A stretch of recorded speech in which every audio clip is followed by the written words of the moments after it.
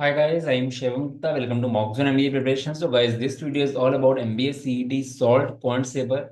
guys slot 3 का part 2 discuss करने वाले हैं। काफी अच्छे लेवल के क्वेश्चन है इसमें। तो वीडियो को स्टार्टिंग से पूरे देखिए, काफी कुछ आप सीखने वाले हो। चैनल को सब्सक्राइब जरूर कर दीजिएगा, इंस्टाग्राम फॉलो करिए, बिकॉज हम लोगों के चैनल में लगातार content based plus motivation based video बनते रहते हैं। चलो गाइस स्टार्ट करते हैं। गाइस, एमबीए सीटी का टेलीग्राम ग्रुप आप ज्वाइन कर सकते हो, एग्जाम के बाद आपको काफी हेल्पफुल रहेगा। एंड अगर आप कैट एमबीए प्रिपरेशन की प्लानिंग कर रहे हो then definitely you can check out the course. हम लोग का लास्ट बैच 6 अप्रैल से स्टार्ट हो रहा है। बाकी डिटेल्स व्हाट्सएप पे मिल जाएंगी। चलो गाइस, तो पहला क्वेश्चन देखते हैं। The central park of the city is 40 meters long and 30 meters wide. The city municipal officer wants to construct two roads of equal width in the park such that roads intersect each other at right angles, and the diagonals of the park are also the diagonals of the smaller rectangle formed at the intersection of two roads. Further, the officer wants the area of the two roads to be equal to the remaining area of the park. What should be the width of the roads in meters? तो क्या देखो यहाँ पे हो क्या रहा है, एक रेक्टेंगुलर पार्क की बात हो रही है। इसका विड्थ दिया गया 30 एंड लेंथ दी है 40। एक एक रोड कंस्ट्रक्ट होनी है ऐसे, इस तरह से कुछ कंस्ट्रक्ट होगी, इसकी विड्थ सेम रहेगी। ठीक है, ऐसा कुछ। तो गैस ये भी एक्स रहेगा, ये भी एक्स रहेगा। ठीक है। तो गैस बीच वाला जो पार्ट है इसका एरिया क्या रहेगा, ये भी आपका एक्स एक्स रहेगा। ठीक है। अब गैस देखो क्या होने वाला है। हमको गैस बोला गया है कि हमको क्या बोला गया, हमको बोला गया था city municipal officer wants to construct two roads equal width in park so that roads intersect at right angles. वो तो ठीक है। And diagonals of the park, यहाँ पे मेन चीज है the officer wants the area of the two roads. जो दोनों रोड्स का एरिया है वो निकालना इंपॉर्टेंट है। वो किसके बराबर है, equal to the remaining area of the park. Remaining area of the park कैसे निकलेगा, टोटल एरिया मतलब 13 to 40 माइनस टू रोड्स का एरिया। ठीक है। तो एक तरह से इक्वेशन क्या बननी चाहिए, एरिया ऑफ टू रोड्स को मैं अगर एक बार को वी मान लूं, ठीक है, एरिया ऑफ टू रोड्स को अगर वी मान लूं तो वी इक्वल टू क्या बोला गया है, वी इक्वल टू बोला गया 1200 माइनस वी। एक तरह से ये बोला गया है अगर प्रॉपरली हम लोग देखें तो। ठीक है। यही तो बोल रहा है दोनों रोड्स के जो एरिया का सम है किसके बराबर होना चाहिए, ये होना चाहिए इन चारों रेक्टेंगल्स के एरिया के बराबर। चारों रेक्टेंगल्स का एरिया कैसे निकलेगा, चारों रेक्टेंगल्स का एरिया निकलेगा टोटल रेक्टेंगल का एरिया माइनस रोड्स का एरिया। रोड्स का एरिया भी है, तो एक तरह से 2v हमको क्या है 1200। तो v कितना आ गया, v आ गया है बस 600। अब गाइस जो v है वो x के टर्म्स में कैसे ला सकते हैं, v क्या है दोनों रोड्स के एरिया का सम। तो कैसे आएगा देखो, ये देखो ऐसे आएगा इस।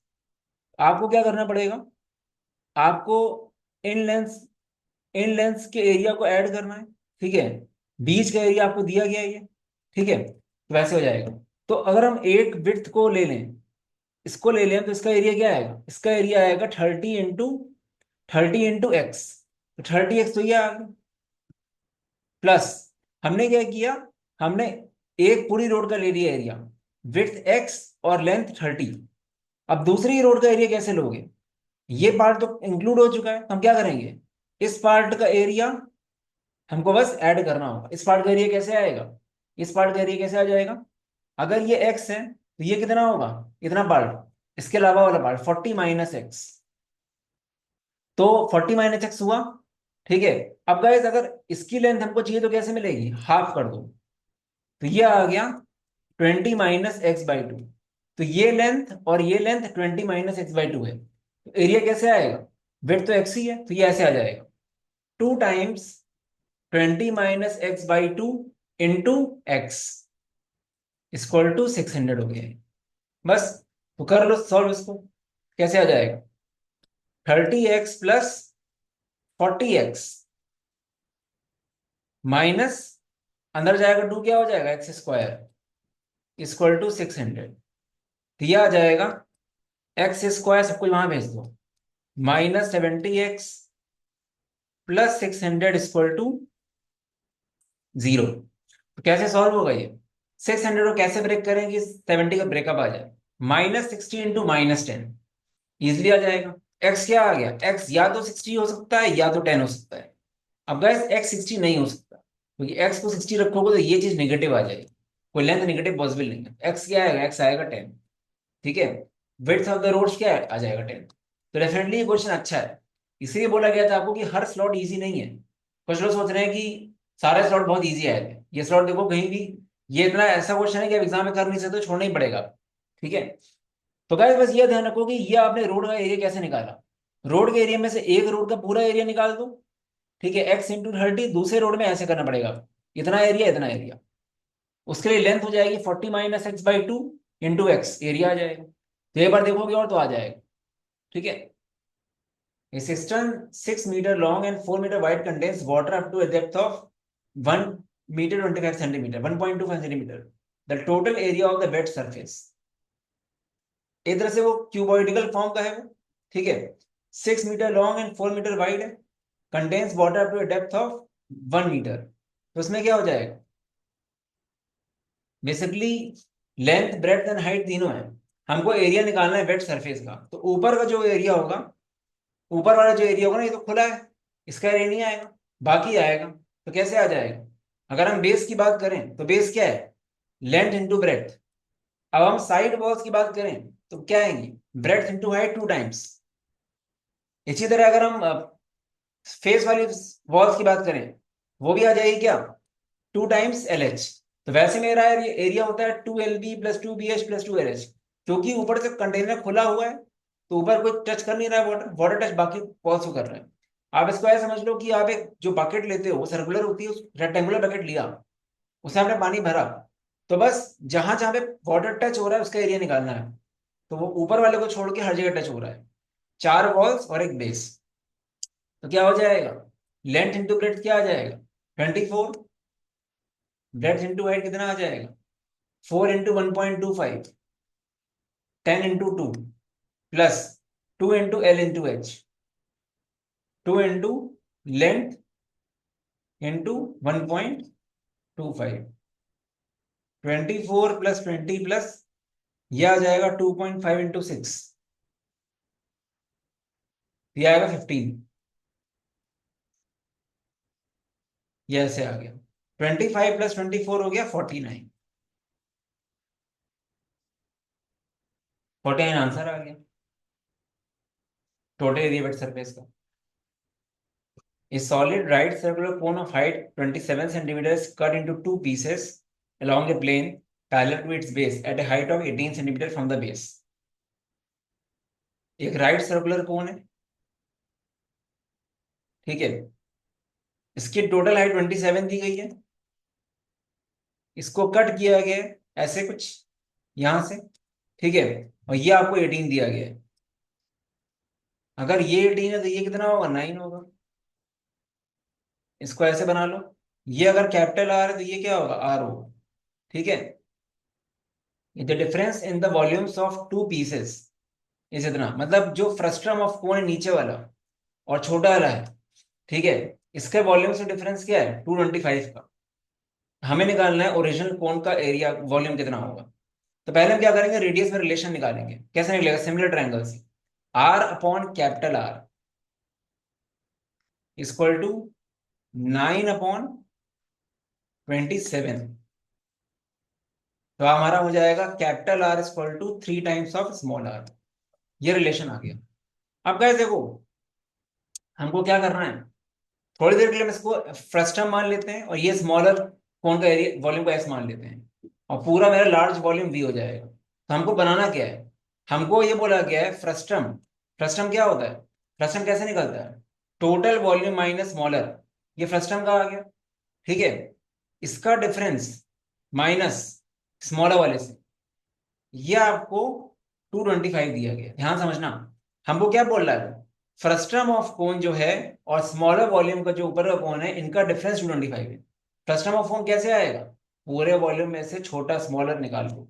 ये फ्रस्टम ऑफ कोन एफ है, माइनस स्मॉलर है इक्वल टू दिस। तो V - 2S की वैल्यू 225 है। ठीक है। अब कैपिटल वॉल्यूम कैसे निकालोगे एरिया, कैपिटल वॉल्यूम का एरिया कैसे आएगा, 1/3 × π × R² × 27 minus 2 times of smaller cone का कैसे आएगा, 1/3 × π × R square into 9 equal to 225। तो ये 9 हो गया, ये 3 हो गया, तो ये क्या आ गया 9r² माइनस 6 पाई भी यहाँ पे 6 पाई r² इक्वल टू 225। ये ऐसा है। अब गाइस एक बात समझो, ये तो ठीक है, हमको निकालना है बड़े, हमको v की वैल्यू निकालनी है एक्चुअली। तो हमको यहाँ से क्या निकाल सकते हैं हम क्या करेंगे, इस स्मॉल r को बड़े r में क्या बदल देंगे, r/3 हो जाएगा। तो 9 पाई r² माइनस ये r/3 रखो तो कितना आएगा, ये r²/9 आएगा। तो 6 पाई r² बाई 9 मतलब 2/3। ये ऐसे हो गया।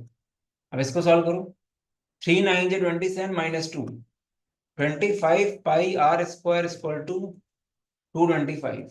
25 से काटो, 25 8 जा 200 होता है, 9 जा, तो कैपिटल पाई r² आपका 9 है।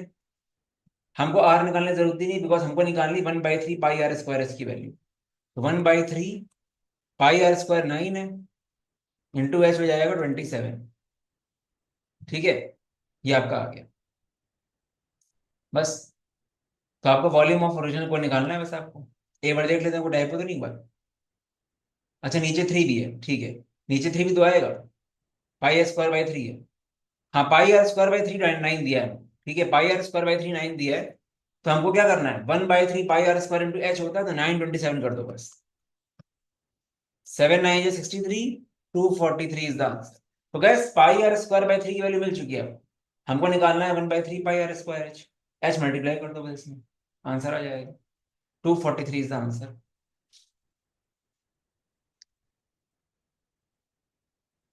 A fish is released in the water at the edge of the large circular pool। एक बड़ा सर्कुलर पूल है, फिश रिलीज हो रही है एज में। The fish swims 300 feet before it hits the edge of the pool. It then turns east, ऐसे जा रही है, and 400 feet before it hit the edge. Determine the area. अच्छा क्वेश्चन है, थोड़ा सा माइंड लगाना पड़ेगा। मान लेते हैं फिश यहाँ पे है, 300 ऐसे गई, फिर ऐसे जाके टच कर दी 400। अब गाइस 300 400 सेंटर अगर ये क्या आ जाएगा 500। पाइथागोरस थ्योरम 90 बनेगा ना। रेडियस आएगा 250, 250 is the radius. Area of circle क्या है, पाई r²। थोड़ा सा माइंड लगाना था, आंसर आ जाएगा 62500 pi. Cylindrical cans of cricket balls are to placed in a box. थोड़ा विजुअलाइज करना पड़ेगा इस क्वेश्चन को। सिलिंड्रिकल कैन्स हैं गाइस, एक कैन इस तरह का होता है, ठीक है, each can has a radius of 7 and a height of 30। Dimension of the box, एक बॉक्स में आपको कैन्स को प्लेस करना है गाइस। तो ऐसे क्वेश्चन है, वॉल्यूम निकालने में लग जाना, खाली तरीका अलग होता है इसका। हमारा जो एक कैन है उसका रेडियस 7 है एंड हाइट 30 है। बॉक्स जो है हमारे पास, उसका dimension length 76, breadth 46 and height 45। Height को विजुलाइज करना पड़ेगा, कितने मैक्सिमम कैन इसमें आ सकते हैं। तो ध्यान समझो गाइस, पहले लेंथ की बात करते हैं।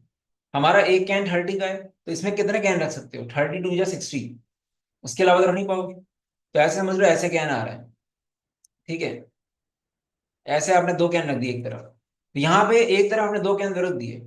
अब इस तरह के बेस में कितने कैन रख पाओगे, उसके लिए क्या करोगे, उसके लिए आपको देखना पड़ेगा कि कैन का रेडी डायमीटर कितना है। डायमीटर हमारा कितना है 40, और ये ब्रेड्थ कितनी है, ये ब्रेड्थ है 46। 14 3 जा 42। तो हमारे पास इस तरह के 3 रो बन सकती हैं, बन सकती है 3 रो, है ना। तो ये हो गया एक ट्यूबॉइड में, अपने बेस में ऐसे लिख दिए 6।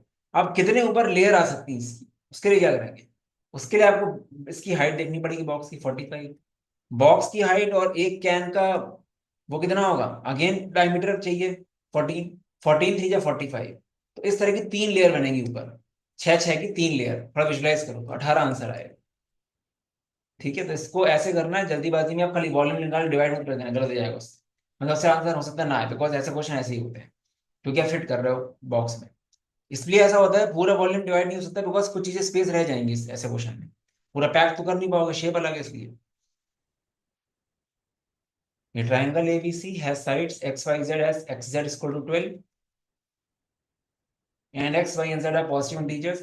How many such triangles can be constructed? 1 into 12। अगर हम दो साइड ये रखते हैं, थर्ड साइड को अगर आप एक्स मान लोगे तो क्या कर सकते हो, एक बार बताऊंगा बस, बाकी के लिए हो जाएगा अपने आप। अगर आप ऐसे करो, x sum of two side should be greater than third side, x आ गया 11।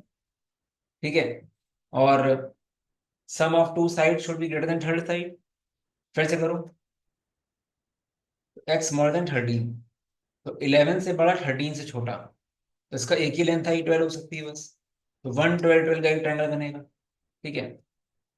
अगर 2 into 6 है तो क्या हो सकता है, अब डायरेक्टली करो।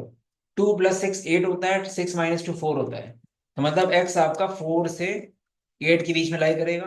कितनी वैल्यूज, 5 6 7, तीन वैल्यूज, तीन वैल्यूज आ गई। ठीक है। अब गैस क्या हो जाएगा, ये सेकंड केस हो गया।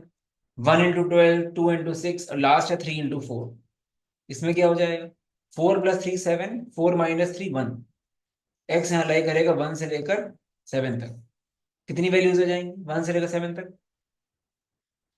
2 3 4 5 6। तो पांच वैल्यूज ये, तीन वैल्यूज है, 8 वैल्यूज, एक वैल्यू ऊपर, 9 आंसर आ जाएगा। अच्छा क्वेश्चन है, तो वो कोई भी क्वेश्चन बहुत स्ट्रेट फॉरवर्ड नहीं है। तो आपने मुझे मॉक्स थे और बस बेस्ट के सिनेरियो के लिए दिए थे हमने। कुछ लोग बोलते बहुत टफ है, बट टफ करके जाओगे तो ही अच्छा रहेगा ना। अपने मॉक्स 120 अगर आ गया, वहां पे इजी बने, आराम से 150 160 लेके आओगे। ये train 110 meters long is running at speed of 60 km/h। How many seconds will take to pass a lady is running at इतना। लेडी एक पॉइंट ऑब्जेक्ट है, कुछ नहीं करना है। Length of the train upon 60 + 6, 66, 10/6। Meter पर सेकंड में क्या हो जाएगा, मल्टीप्लाई करो तो 18/5 से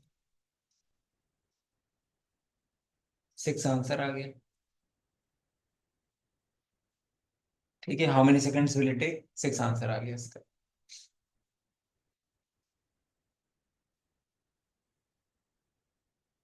Mathematician daughter Arnav has devised a magic 3 × 3 square box shown below, where in the sum of each row, column, and diagonal is the same number W. The entries in the 9 cells are given by X, Y, Z. Find the value of W. तो ऐसे यहाँ पे क्या है, सारे columns बराबर हैं आपस में, कॉलम्स, रोज एंड डायगोनल सबका वैल्यू सेम है। पहले हम क्या करेंगे, इस कॉलम, इस रो और इस कॉलम को बराबर कर देंगे। जब इस this plus this is equal to this plus this plus this, तो ये चीज तो कट ही जाएगी। तो क्या आएगा,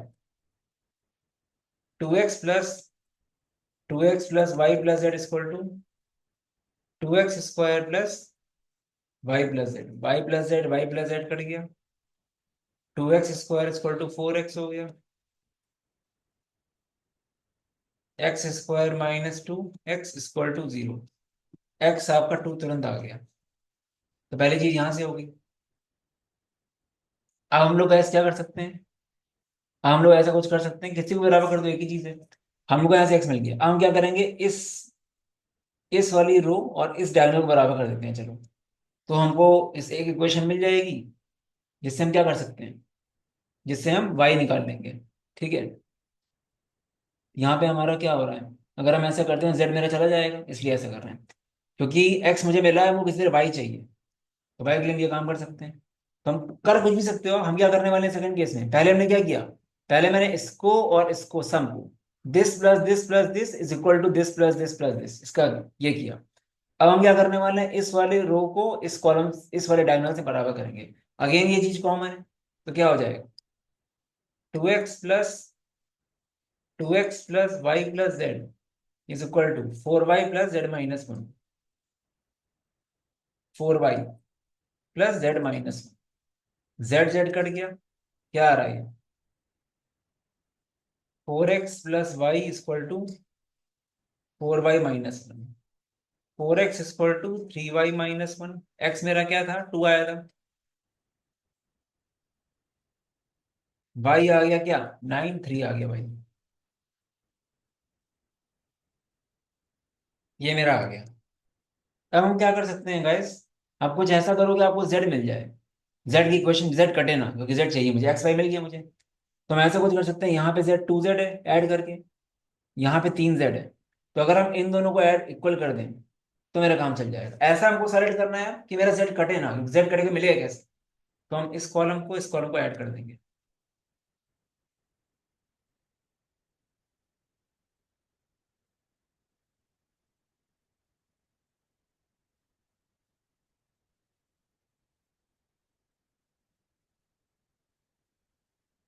ये ऐसे हो गया। ठीक है, इसको सॉल्व कर लो। 5x + 4y +2z। 5x + 4y + 2z = 2x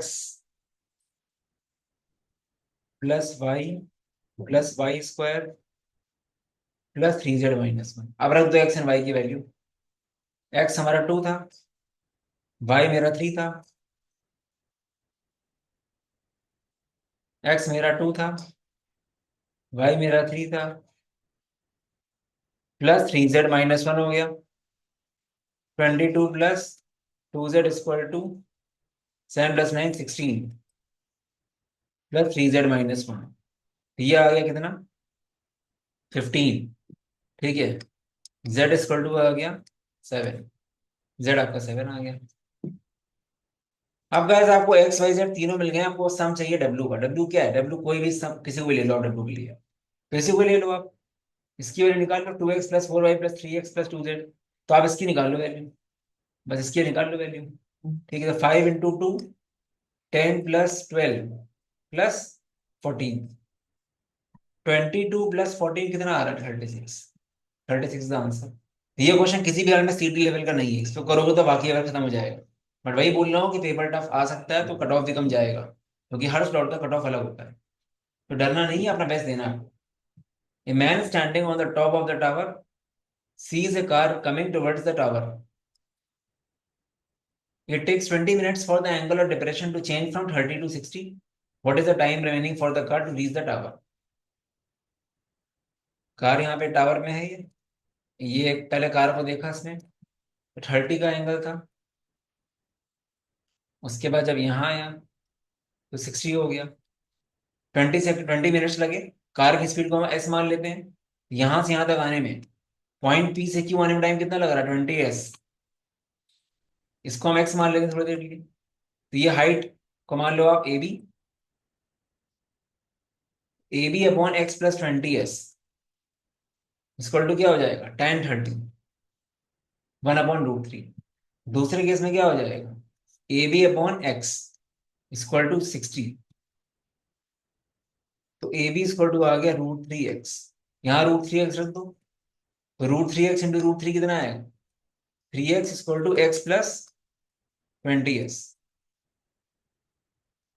x आ गया 10s। x का 10s आने का मतलब क्या है? 10s अगर ये लेंथ है, बट हमको अगर टाइम निकालना है तो कैसे निकालेंगे? Distance upon speed. तो 10 मेरा आ गया। तो यहां से यहां तक आने में, क्यू से बी आने में उसको 10 मिनट्स लगेंगे। यही पूछा गया है। Remaining time for the car to reach the tower. तो डिस्टेंस निकाल के स्पीड से डिवाइड कर दिया। अच्छा क्वेश्चन है, आगे भी आ सकता है कभी। Area of rhombus of perimeter 56 centimeter is 100। Find the sum of the length of its diagonals. अगर डायगोनल्स की लेंथ हम रोम्बस में, अगर ऐसे मान लो आप, ये रोम्बस है, ये डायगोनल अगर एक्स एक्स है, ये वाई वाई है, तो 2y और 2x है। आपको पेरीमीटर 56 दिया है, तो 14 is the side, 14 each side है। तो ये क्या हो जाएगा? पाइथागोरस लगा दो। ये ऐसे आ गया। ठीक है, एंड एरिया ऑफ रोम्बस 100 है। एरिया ऑफ रोम्बस अगर 100 है तो क्या हो जाएगा? तो यहाँ पे एरिया ऑफ रोम्बस, एक ट्राइंगल का एरिया कितना आ जाएगा? 25, क्योंकि इक्वल होते हैं ना सारे एंगल्स। तो half of area of triangle 1/2 × x × y = 25। तो एक्स वाई आपका 50 आ गया। अब गाइस ये देखते हैं, ये क्या हो जाएगा? x + y² -2xy = हमको निकालना क्या है? What find the sum of length of the diagonals. 2x + 2y की वैल्यू चाहिए हमको, इसकी वैल्यू चाहिए। ये मेरा आ जाएगा कितना? ये मेरा आ जाएगा 196, एक्स वाई रख दो 50, ये आ गया आपका 296, एक्स प्लस वाई आ गया अंडर रूट ऑफ 296। ऑप्शन में आ जाएगा रूट 296 क्या होगा, यहाँ पे ये एक्स प्लस वाई आया है, हमको टू टाइम्स चाहिए, मेरा आंसर आएगा 2 times under root of 296। Option में इस तरह नहीं था, ऑप्शन में डेसिमल में था। तो आप 17 देखो, 17 पॉइंट समथिंग होगा 296, 1770 या 289 होता है, 17 पॉइंट समथिंग इंटू टू हो जाएगा 34.xx। तो ऑप्शन में 34.4 था, वो आपका आंसर आ जाएगा। प्रैक्टिस कर लेना एक बार क्वेश्चन। ये क्वेश्चन देखते हैं, इजी क्वेश्चन है। ABC has have few coins with them. 7 times the number of coins that A has is equal to 5 times the number of coins that B. While 6 times the number of coins B is equal to 11 times the number of coins with C.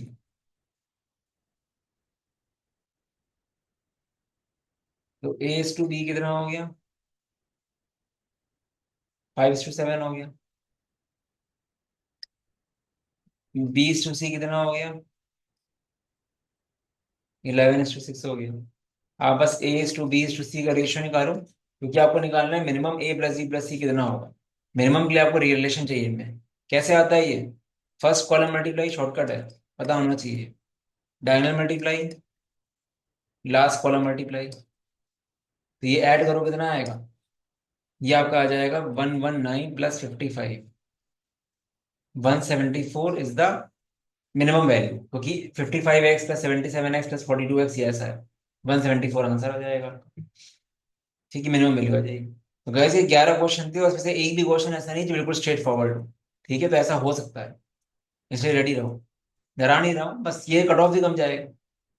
बाकी guys हम लोग का JBMS MHRD MSc finance का dedicated GDPI batch start होगा CET के just बाद।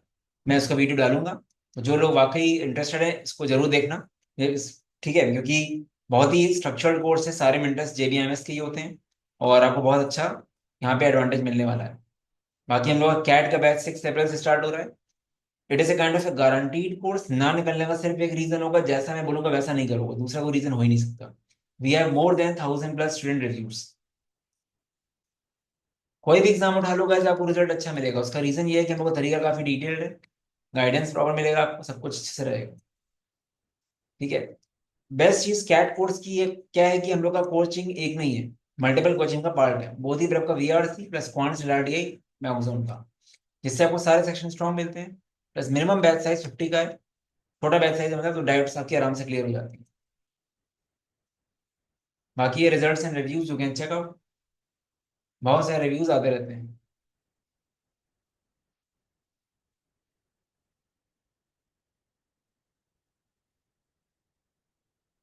ये number आप चेकआउट कर सकते हो। बाकी ये नंबर है, व्हाट्सएप कर देना तो आपको डिटेल्स मिल जाएंगी। कोई अगर कोर्स की डिटेल्स चाहिए तो, बाकी कोई और क्वेरी तो ये व्हाट्सएप कर देना। चलो guys, all the best, bye bye.